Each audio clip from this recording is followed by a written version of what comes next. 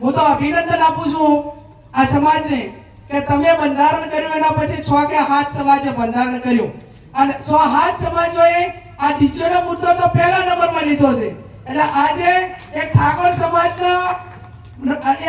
સમાજના બંધારણના મનોબળને જે ઢીલું પાડવાની વાત તો નથી, પણ અહીં બાકીના જે 7 સમાજો છે એ પણ જ્યારે આપણી આ હારી વાતને આવકારતા હોય તેઓ 1 કે 2% કે નાના મોટા લોકો એના માટેથી ધંધો રોજગાર કરતા હોય એવી ટીકા કરવા વાળાને કોઈ સરેન્ડર ના હોય. જ્યારે આ ડીજે આયા એ ટાઈમે ઢોલવાળે કોઈ એમ ના કીધું કે અમારી રોજગારી છીનવેલી હતી. તો કાંઈ ઢોલવાળા કહે છે, વાહણાવાળા કહે છે, કોની બજાર વાળા કહે છે, કરિયાણા વાળા કહે છે, કાપડ વાળા કહે છે.